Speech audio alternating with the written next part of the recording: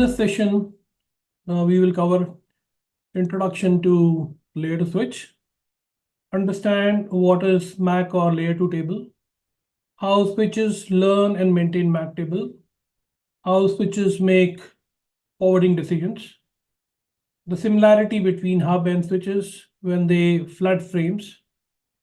And then, of course, during the course of this lesson, we will also be going intermittently through the interview questions. So layer 2 switch. A switch operates at the layer 2 of the data link layer. This is the OSI model, and as you can see, the layer 2 is data link layer, and this is where the switch operates, the layer 2 switch, and that's the reason we call it layer 2 switch. In a similar way, a hub operates at when you're talking about which layer, which device operates, hub operates at the layer 1 or the physical layer of the OSI model. Okay, this is just a reference in case sometimes in the interview this question gets asked. So that's why you need to know this. The construct, or how a switch, if you look at the switch, how would it roughly look like, right? I've just given a very simple picture of it, but this is how a hub would look.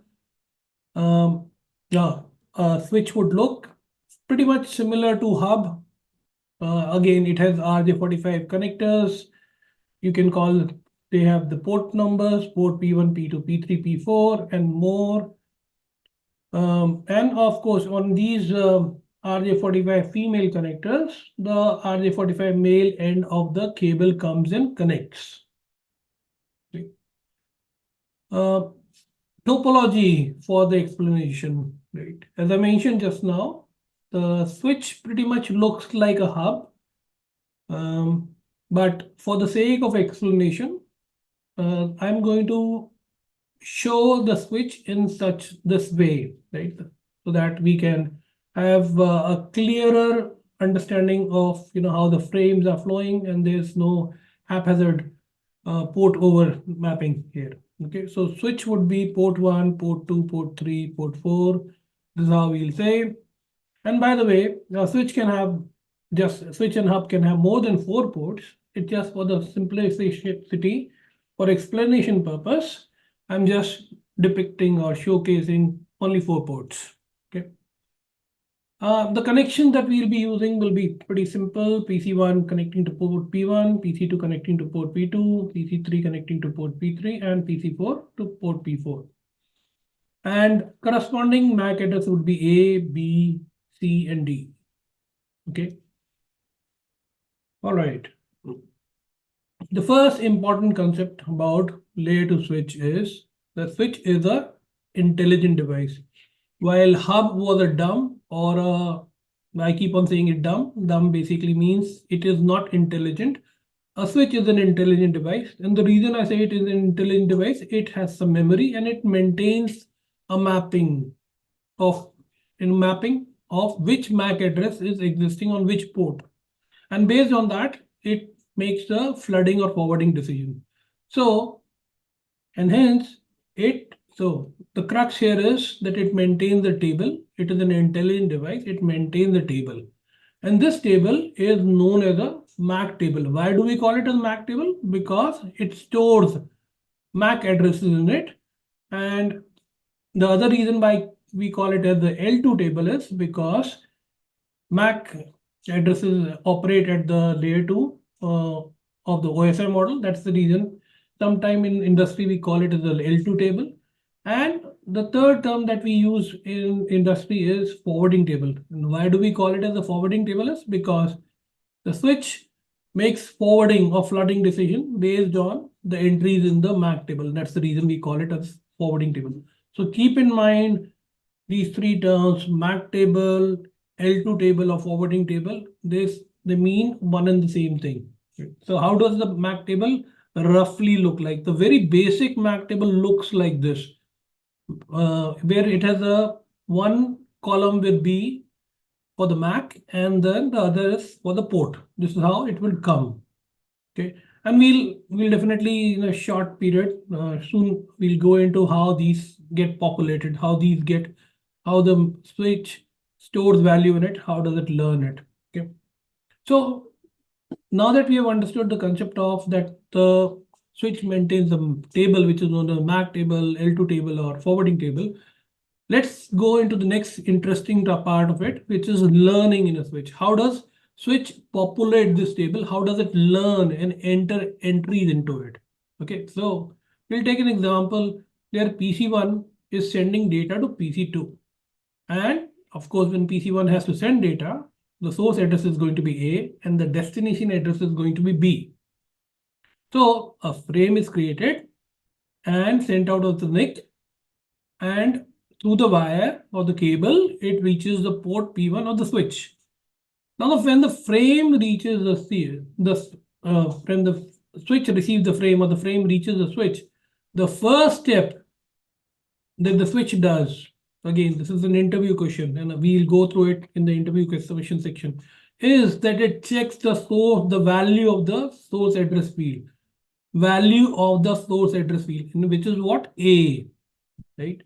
And then what it does is, in this case, it finds it to be A, and then next, what it does is checks if the MAC table, this is the MAC table, has an entry for A. As of now, the MAC table is blank, empty, there's no entry, so A is also not there. So in this case, taking by the example, it checks for the destination, the source address field value of it, which is A. It checks if A is present in the MAC address table. In this case, it has not found it, so it is going to make an entry. So it makes an entry like this, entry A. Then, second thing it does is, if it then checks the port on which the frame was received. This frame was received on port P1, and hence it in the port field here, it enters port P1. Okay, this is basically what we are saying is that port A, the MAC address A it is found that exists on port number P1 of the switch. Okay, this process is known as learning. This is how the switch learns which MAC address exists on or resides on which port. So A resides on port number P1. The source A, right, exists on P1. Okay. How does this help is something that we'll come to discuss when we talk about flooding and forwarding. Okay. But for now, understand, for learning, and a frame comes in, the source address is checked and the entry is made into the MAC table. Okay. Taking this further and elaborating on this, the key concept here is switch will build. When we say build, it means create or populate the MAC table entries by learning. And when we say learning, what does it mean? Which MAC exists on which port? And how will the switch learn that which MAC address exists on which port is when, for example, here we are saying MAC B is on port P2. PC2 sends. For switch to learn MAC B is on port P2, PC2 need to send a frame. Okay. And of course, when PC2 will send a frame, the source address will be B because B is PC2's MAC address. Okay. Now, it doesn't matter for the case of learning, which is the first step is learning. It doesn't matter what is the destination address. Destination address can be for PC2, PC1, PC3 or PC4. Source address has to be PC2's address, and that is how when a frame from PC2 starts, switch will, as the first step, check the source address value for it, and then accordingly check if it is in the MAC table or not. If it is not, it will make an entry for the MAC address and the port on which it was received. And this is what now we can say that the switch has learned that the MAC address A is on port P1 and MAC address B is on port P2. Okay. Now, interview question related to this, right? First, one needs to be very clear about it, that at which layer of the OSI model the switch operates. The answer would be at the layer 2 or the data link layer, right?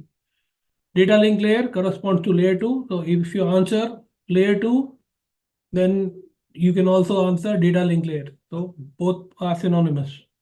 Okay. Likewise, question can be asked, a follow-up question can be asked, hub operates at which layer of the OSI model? The answer is the physical layer or the layer 1. Okay. Next question. When a switch receives the frame, what is the first step it does? Of course, first step is check the source address field. And accordingly, based on that, make a decision to learn or not learn. Okay. Next. Again, this is a question which is a little bit more elaborative, when an interviewer may ask you, can you please explain? They can give you a diagram, which we call as topology, and they can ask you, hey, these are PCs connected like this. Can you please walk us through? Can you please explain if a frame is going from one PC to another PC, how will the learning or the MAC address table get populated?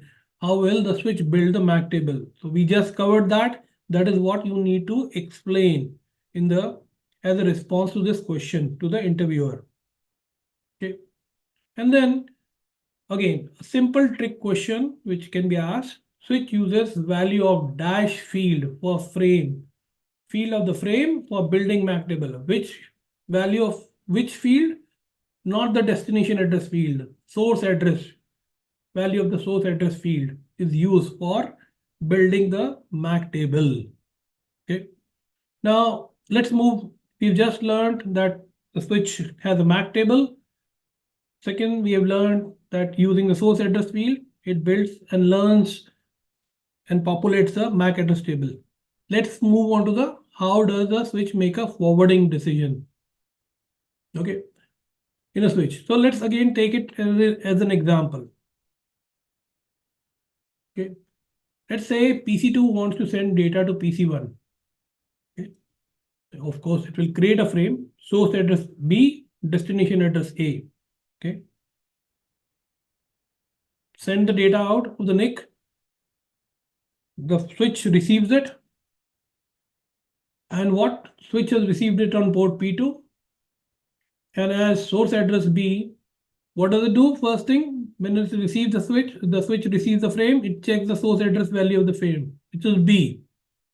Okay.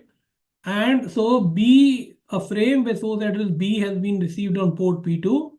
Check if B is in the MAC table or not. It is not there. So it should do what? It will create an entry for that. B exists on port P2. There was already one entry with MAC address A on P1. Now this switch has made another entry in the MAC table, B on P2. Okay. Next, now first step is done. Checking of the source address field, and if the entry is not there, then populate in the MAC table. Now, what is the second step? Next, switch checks the destination address value of the frame. DA, what is the value of destination address of the frame? Okay. Okay. It is A. Find it to be A. Next, check if A is in the MAC table or not. Is A, whatever was the destination, is it in the MAC table or not? It finds it there, right? Because it is here, A. Good, very good. It has found it. And then looks for the corresponding port where MAC address A resides. So it finds it to be P1. Hence, what this does is switch knows that destination address A resides on port P1 is reachable via port P1. So that's why it forwards this flame out of the port P1. It had received it here, found that in the MAC table that port A exists on port P1. Hence, it sent this frame out this one. This is known as forwarding. Okay. No flooding in this case because the destination information of destination MAC was available in the MAC table, and hence it forwarded the frame. Now let's look at how the flooding works in a switch. Okay, taking another example. PC2 in this case wants to send data to PC3. PC2 is here and PC3 is here. Source address B, destination address is C. Okay, constructs the frame, sends it out of the NIC card through the cable, reaches the switch. Okay, switch receives the frame on port P2. MAC address looks at the first step. What is the step? Check as the source address field, which is values B. Check if B is already in the MAC table or not. It is already there.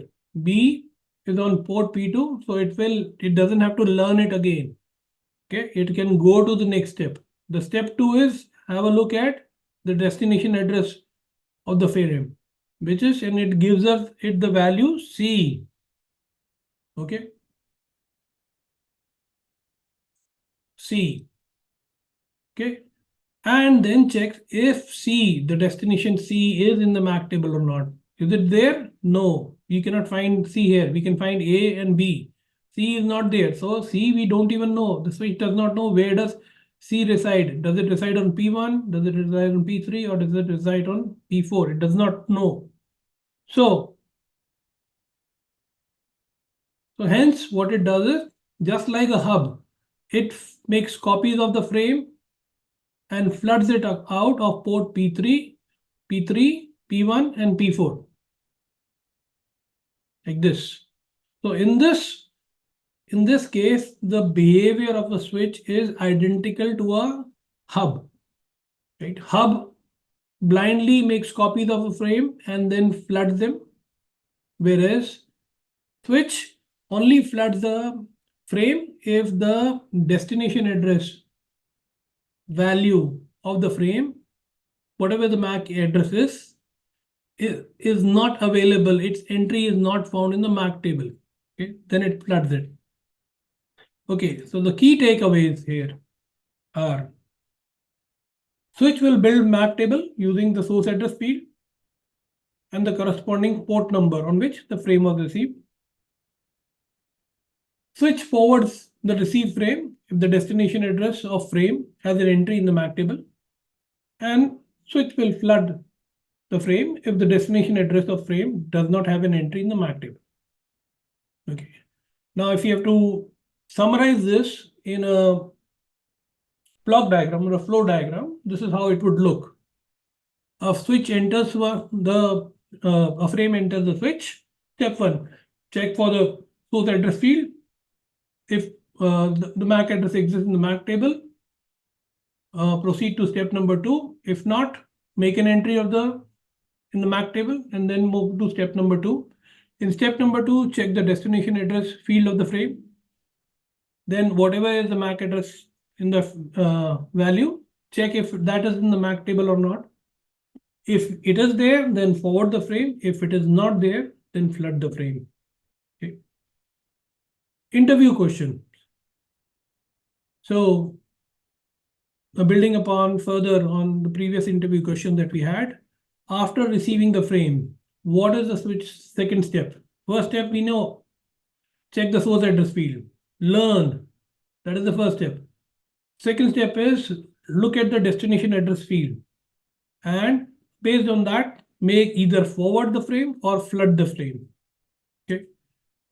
So, and this is again an elaborated question. Given a diagram topology, the interviewer may ask you to explain how a flooding works or forwarding works. So you should be able to explain it using example, how a MAC table based on that entries, flooding would happen or forwarding would happen.